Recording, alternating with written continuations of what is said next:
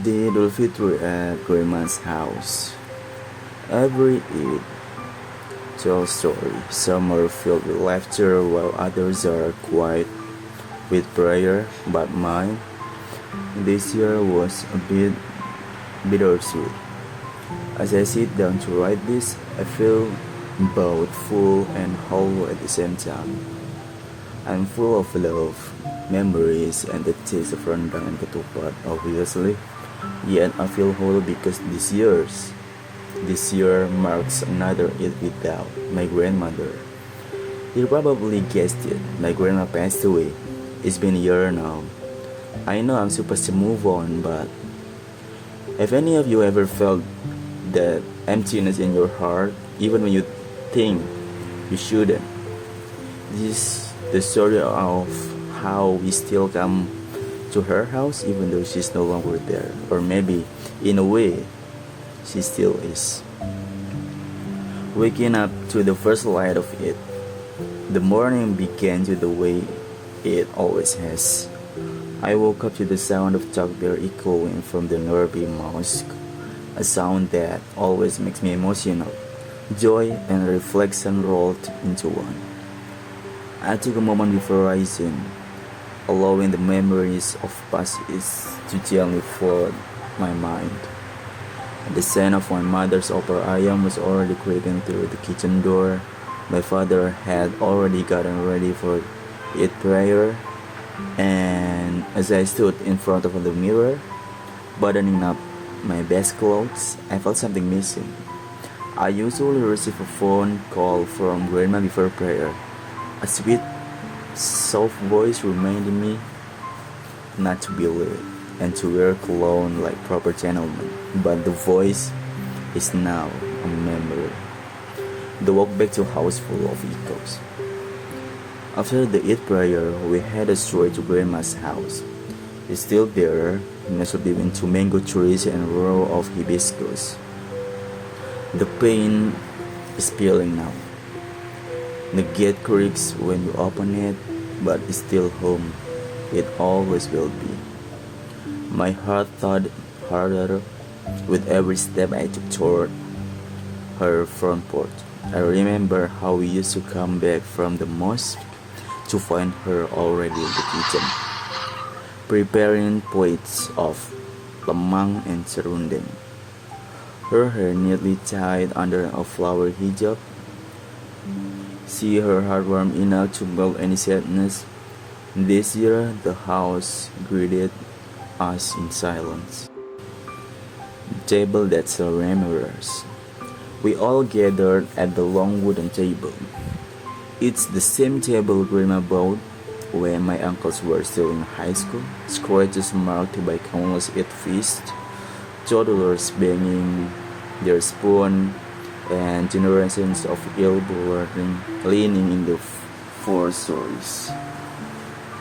We set the table with the dishes we made at home: ketupat, rendang, sambal goreng hati, opor ayam, and sweet touch of kolak pisang. My aunt brought her famous Nastar cookies, the ones Grandma used to say were almost as good as mine. And in the center of the table, we placed her photo. A simple frame, his smile captured my laugh. She would have scolded us if we were late like this, my uncle joked. Everyone chuckled softly. Even in absence, she was still keeping us on time. The food that spoke her night.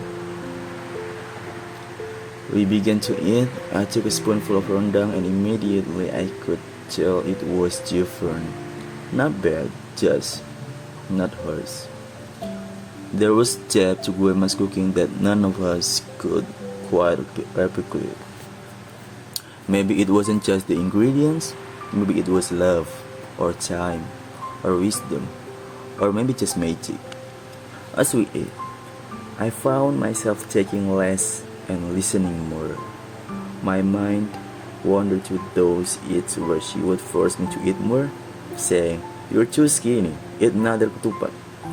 And I always did, because I could never say no to her. Now, I wanted to say yes to everything just to fill the silence. Laughter comes through the cracks. Then, out of nowhere, my cousin brought up the time Grandma tried to spread it without the lid and painted the kitchen in coconut milk. Everyone burst into laughter. The children looked confused, but they laughed too, perhaps just happy to see the adult smile. More stories followed. How she once fed a stray cat during it and it never left the house. How she accidentally served salt instead of sugar in the pudding. How she used to fall asleep during the time we broadcast on TV, her head nodding with the beat. And in that moment, it didn't feel like she was gone. It felt like she was simply in another room listening. The prayer that carried her name. Later, we gathered for a family prayer. My uncle led it, his voice steady until he said her name, then it cracked. We prayed for her soul, for her peace, for her presence in the hereafter. I closed my eyes, picturing her in white smile and content. I whispered, quiet dua just for her. It traveled far beyond the sound of that house. When we opened our eyes, many were red, but no one wiped their tears away quickly. We allowed the grief to sit with us gently and respectfully, tidying up and holding on. After the meal, we cleaned up together, just like Grandma used to make us to do. My little cousin grumbled and smiled, and I smiled, remembering how I used to do the same. We packed leftover into small containers, ready to be sent to neighbors and friends, just like she always insisted. No one should go hungry on it, she said. We found an old container with her handwriting on it, just a label that read for Ivan. Faded, but still legible. My youngest uncle wiped his eyes and when he saw it. He always saved the best for me, he muttered. Ram loaf untouched. Before we left, I stepped into her bedroom. It hadn't changed. Her prayer mat was folded neatly in the corner. Her old perfume bottle still sat by the mirror, nearly empty. A scarf still hung on the back of her door. I sat on her bed for a moment. The mattress sagged slightly like it remembered the weight of her body. I ran my fingers over the pillow and then I cried. Not out of the sadness, but not out of gratitude. Gratitude for every it we had shared. Gratitude that I grew up knowing a woman so full of love, of patience, of flavor and faith. Gratitude that she never truly left, not as long as her house still stood, her food still simmered, and her story still echoed. Living but never truly going. As we walked back home, the sun was setting, the golden hour light bathed the old house in Rome. I turned back for one last look, and I whispered, Selamat Hari Raya, Nek.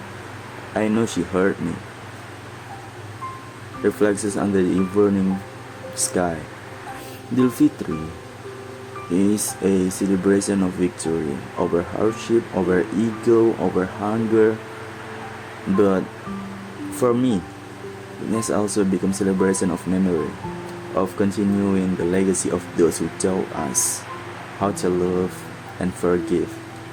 This year, our table was one person short, but our hearts were still full. Grandma's recipes and her laughter, her wisdom, they live in each of us now. As through us, they will live on. As I sit here, writing the blog post with the final bit of lemang in my hand, I feel at peace, not because I've stopped missing her, but because I know she hasn't really left. She lives in every eat prayer, every spoonful of rendang, every child who runs barefoot across her porch, and next year, inshallah, will return again to the house she built, to the love she left behind, and to the face that remind us who we are and who we come from.